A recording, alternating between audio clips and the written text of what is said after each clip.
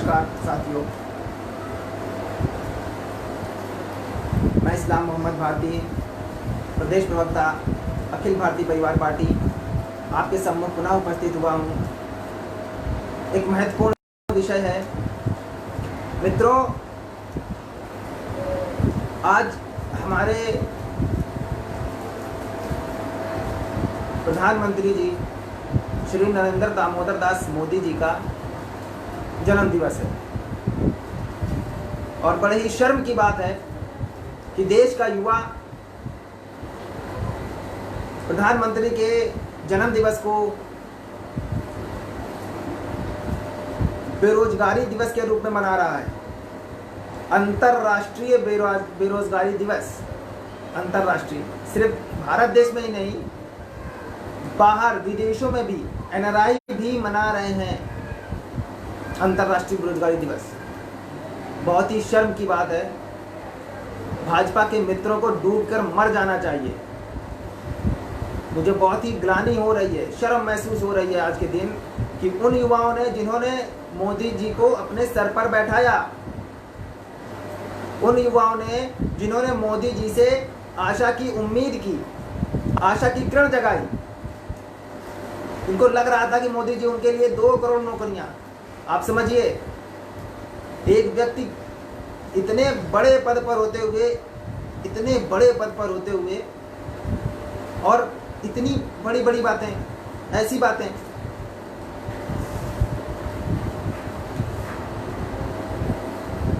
बड़ा ही भारत देश का, अखंड भारत देश का प्रधानमंत्री अपने किसी भी वादे से, किसी भी वादे को पूरा नहीं कर पाया, किसी भी वादे को जो उसने देश के युवाओं से किया था। आप सभी को पता ही होगा कि जिस ओर जवानी चलती है उस ओर जमाना चलता है। साथियों, जवानी को गलत दिशा में डाला गया था, लेकिन लोग वापस आ रहे हैं।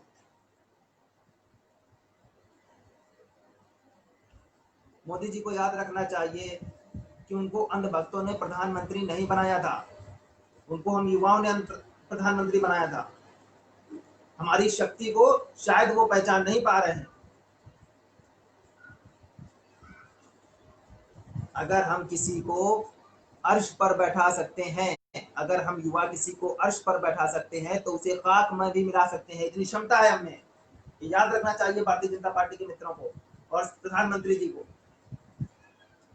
5 वर्ष आपने कुछ काम नहीं किया, हमने 5 वर्ष आपको और दिए, आशा की, इस आशा से, इस उम्मीद से कि आप देश के लिए, देश के युवाओं के लिए, देश के लोगों के लिए कुछ करेंगे। आपने बर्बादी ला दी। यही विकास है आपकी निगाह में। देश का युवा परेशान है, बेरोजगारी दिवस मना रहा है। 5 ट्रिलियन इकोनॉमी, अरे शर्म नहीं आती आप लोगों को? ये होती है 5 ट्रिलियन इकोनॉमी।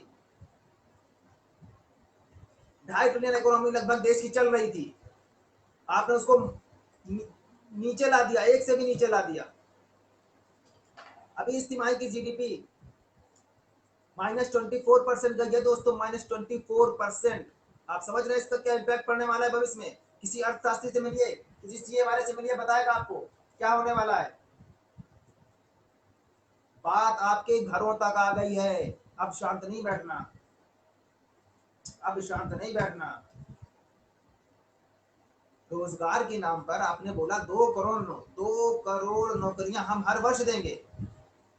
आप 2 करोड़ नौकरियां हर वर्ष खा गए, और कितना पेट भरेंगे आप लोग? देश का युवा रोजगार मांग रहा है, वो काम मांग रहा है। क्या मांग रहा है आपसे? सिर्फ काम। आप वो भी देने में सक्षम नहीं है तो छोड़ दीजिए ना कुर्सी। आप क्यों बैठे कुर्सी पर? क्या जरूरत है आपको? आवेशी तो थोड़ा गुस्से में हूं। मेरे मित्र हैं, मेरे दोस्त हैं, कई ऐसे दोस्त हैं जो परेशान हैं, मुझे फोन करते हैं। लोगों के पास जॉब नहीं है, वो सम्मान के साथ सिर्फ जीना चाहते हैं, सम्मान के साथ काम करना चाहते हैं। यदि आप इनको ये भी नहीं दे सकते हैं तो आपने क्यों कुर्सी पकड़ी? आपने क्यों उम्मीदें दिखाई? आपने क्यों सपने दिखाए कि हम विकास करेंगे? ये विकास है आपका? आप चाहते हैं कि हम पढ़ लिख कर पकौड़े तले? जुलाई 2020 से सारी सरकारी नौकरियों पर आपने पाबंदी लगा दी, क्यों? ऐसी नौबत क्यों आई आखिर?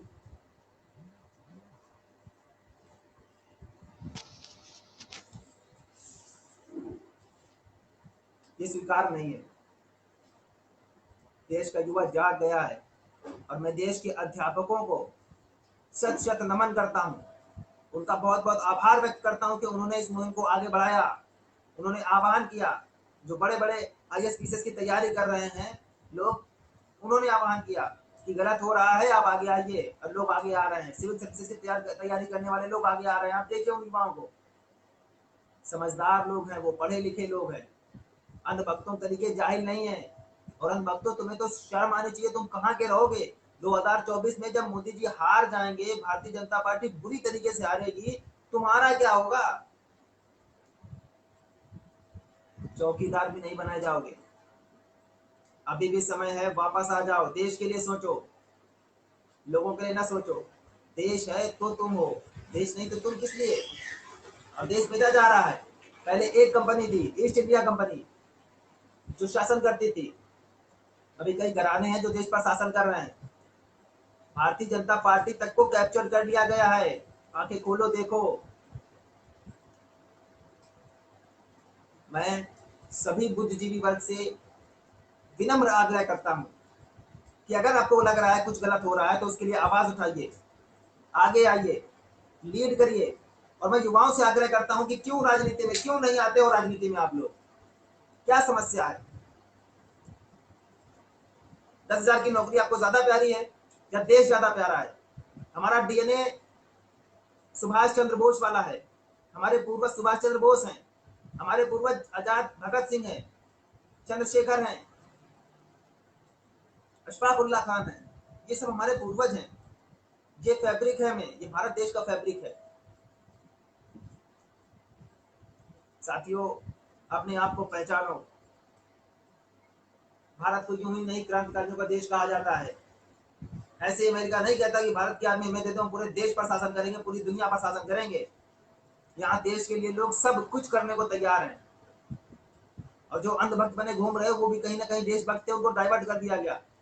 इंसान जो पढ़ता है वो उसी को सही सत्य समझ लेता है, गलत पढ़ाया जा रहा है। अपने बुद्धि, अपने विवेक का इस्तेमाल करिए। बड़ा अफसोस होता है, आज की जनरेशन को भटका दिया गया। एक बहुत महत्वपूर्ण विश्लेषण बता रहा हूं आपको, बहुत महत्वपूर्ण विश्लेषण। वो ये है कि भारत के पास सिर्फ 15 से 20 साल बचे हैं। जो जवान भारत है, जो युवा भारत है, उसके पास सिर्फ 15 से 20 वर्ष हैं। 15 से 20 वर्ष में अगर हमने अखंड भारत का निर्माण कर लिया, यदि हमने भारत को विश्व गुरु बना दिया, तो फिर ठीक है, हो जाएगा। लेकिन इसके बाद हमारा भारत ढलान की तरफ होगा, नीचे की तरफ उतरेगा। तो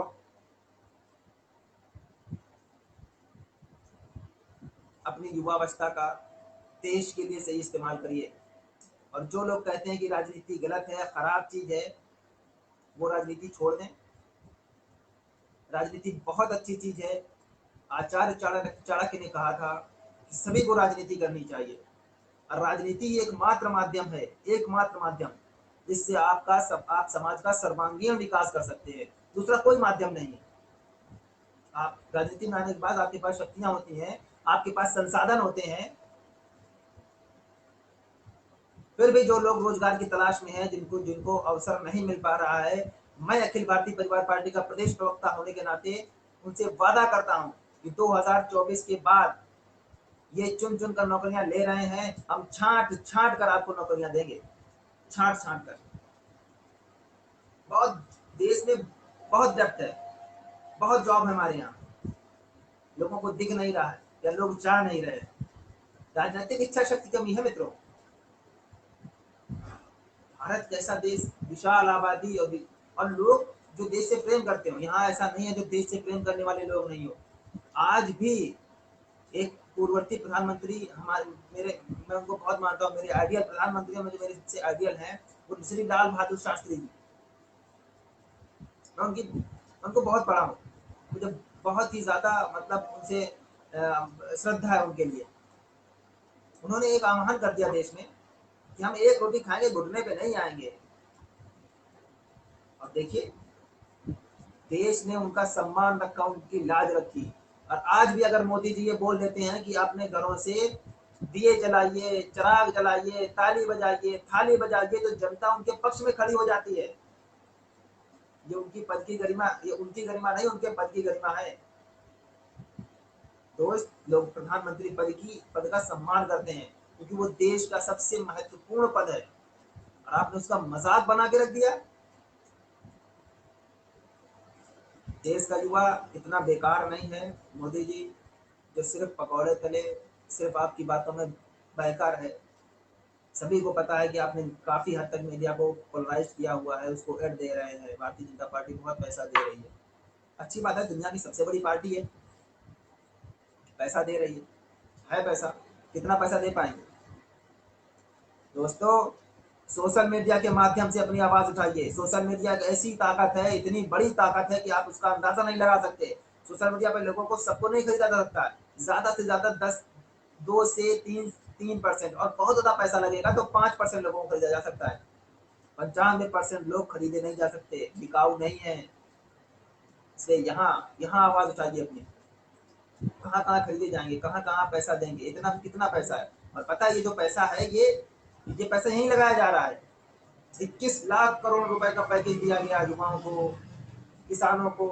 कहाँ गया? और किसानों पे लाठियां चल रही हैं। 3 मुख्य अमेंडमेंट लाए गए हैं किसानों के लिए, पता है आपको? पढ़िएगा क्या हो रहा है देश के साथ। कितनी बड़ी विपदा में डाल दिया गया है इस सरकार ने, कितनी बड़ी विपदा में डाल दिया है देश को। साथियों, पुनः आप सभी से आग्रह करूंगा, विनम्र निवेदन करूंगा कि राजनीति में आए। अखिल भारतीय परिवार पार्टी आपको राजनीति में आने का पूरा मौका दे रही है। यदि आप देश के लिए कुछ करना चाहते हैं, यदि आप में क्रांतिकारी सोच है, देश के लिए कुछ करना चाहते हैं, समाज के लिए कुछ करना चाहते हैं, तो आगे आइए। आपको लग रहा है समाज में कुछ गलत हो रहा है, तो आवाज उठाइए, आगे आइए, लीड करिए। किसी दूसरे से उम्मीद मत करिए, मैंने ये गलती की थी, मैंने दूसरों से उम्मीद की, उन्होंने धोखा दिया, कोई फायदा नहीं हुआ। आप स्वयं क्यों नहीं आते हैं? खुद लीडर बनिए। अपना लीडर क्यों चुनते हैं? आप स्वयं लीडर बनिए। आप में घर से आपको सिखाया जा सकता है। अखिल भारतीय परिवार पार्टी आपको मौका दे रही है राजनीति में आने का। समस्त युवाओं से पुनः आग्रह और आह्वान करता हूं कि राजनीति में आइए। और यदि आप राजनीति में नहीं आए तो आप तो जॉब के लिए परेशान हैं ही, आपका आने वाला भविष्य भी जॉब नहीं, रोटी के लिए परेशान हो जाएगा, रोटी के लिए। स्वतंत्र पत्रकारों को सुनिए, यूट्यूब पे चैनल पे जाइए उनके, देखिए सच्चाई देश की क्या हो रहा है। आज चाइना पे सरकार जवाब नहीं दे रही है। युवा साथियों, एक ही विकल्प रह गया है, सिर्फ राजनीति। और हालात आज के ये हैं कि भारतीय जनता पार्टी के अगेंस्ट में 55 वर्ष जिस जिस कांग्रेस ने, बहुत ही पुरानी पार्टी, सबसे पुरानी पार्टी देश की, वो बोल नहीं पा रही है। वो नहीं बोल पा रही है, हिम्मत नहीं है उन लोगों की कि ऐसे आगे खुलेआम बोल दें। भारतीय जनता पार्टी के लिए, मोदी जी के लिए, अमित शाह के लिए अखिल भारतीय परिवार पार्टी ने जिम्मा उठाया है आपकी आवाज उठाने का। और हम बोल रहे हैं, और हम जब तक बोलेंगे जब तक देश में गलत होगा। अगर ये सही नहीं कर पाए तो इनको पदच्युत करेंगे, तो सत्ता के शीर्ष से जमीन पर लाएंगे, सत्ता के शीर्ष पर क्रांतिकारी बैठेंगे। अभी हम क्रांतिकारियों को ढूंढ रहे हैं, उनकी खोज हो रही है। यदि आप में जोश और जज्बा है, देश के लिए कुछ करने की क्षमता है, तो आइए, देश का निर्माण करिए, अपने कंधों पर जिम्मेदारी लीजिए। जैसा कि मैंने कहा था, जिस ओर जवानी चलती है उस ओर जमाना चलता है। अभी जवानी ने सिर्फ एक तरफ देखना शुरू किया है, चली नहीं है। और जिस दिन चल देगी, क्रांति हो जाएगी मित्रों, क्रांति हो जाएगी। वही क्रांति अखिल भारतीय परिवार पार्टी करने वाला है। 2024 में अखिल भारतीय परिवार पार्टी 543 लोकसभा सीटों पर अपने कैंडिडेट उतारेगी, हर सीट पर। और पहले दिन हम इतिहास बनाएंगे, इतिहास।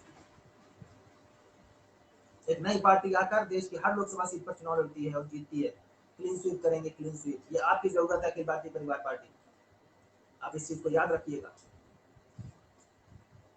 और मैं पुनः बताना चाहूंगा, ये भारतीय जनता पार्टी के लोग, जीते हुए लोग, ये वोट मांगने नहीं आएंगे 2024 में, ये माफी मांगने आएंगे कि हमें माफ कर दीजिए, हमसे गलती हो गई।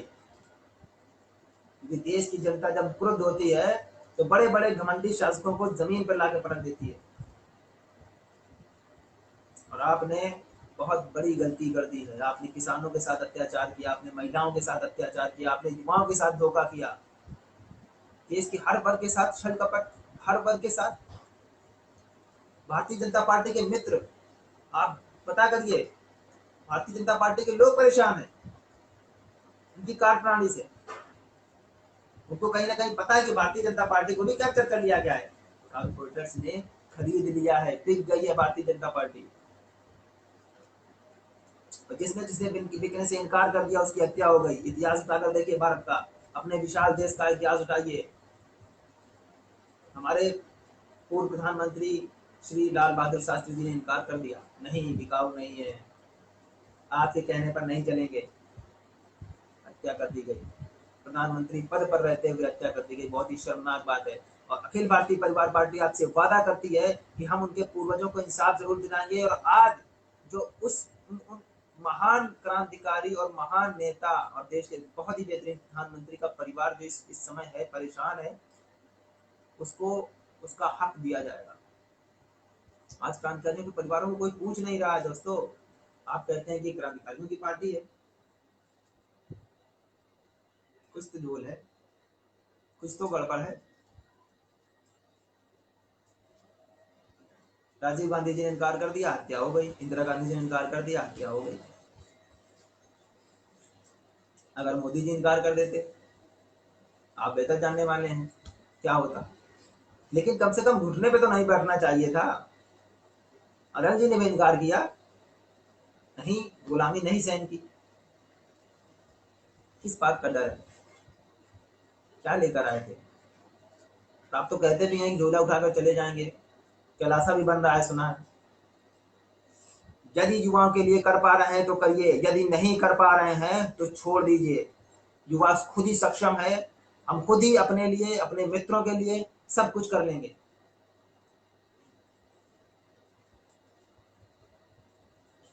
आप सभी दोस्तों से पुनः आग्रह और आह्वान करता हूं कि आज के दिन, राष्ट्रीय बेरोजगार दिवस के दिन, प्रधानमंत्री के जन्म दिवस के दिन लाइव आइए। यदि लाइव नहीं आ सकते हैं तो लिखिए, यदि लिख भी नहीं सकते हैं तो बोलिए, जहां पे खड़े हो वहां पे बोलिए। अपने समाज में खुलकर बोलिए, डरने की जरूरत नहीं है। हम साधारण लोगों का कोई कुछ नहीं कर सकता। क्या लेकर आए थे, क्या कर लेंगे?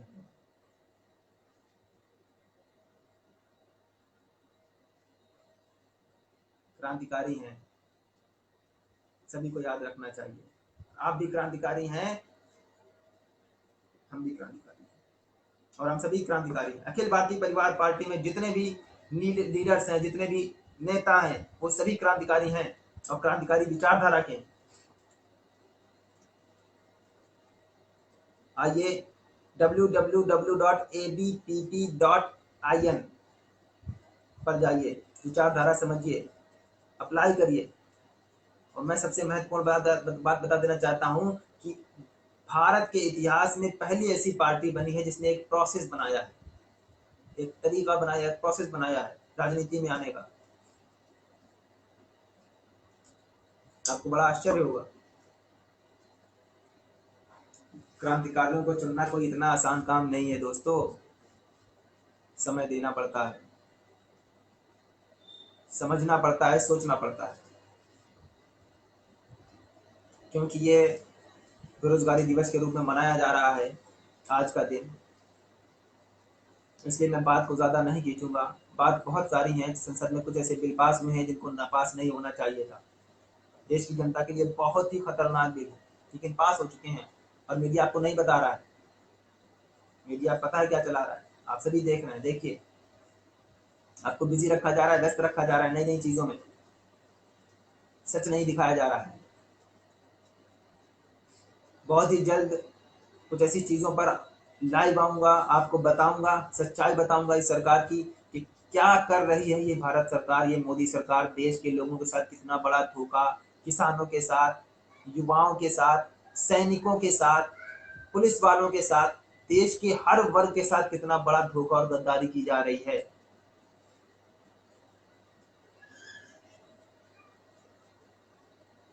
पुनः आपसे आग्रह करता हूं कि यदि आप आ सकते हैं तो राजनीति में आइए, नहीं आ सकते हैं तो जो व्यक्ति अच्छा आपको लग रहा है उसको प्रमोट करके भेजिए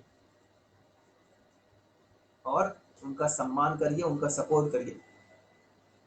हम आपके लिए यहाँ खड़े हैं, हम आपके लिए आए हैं और हम जीतेंगे, हम जीतने के लिए आए हैं।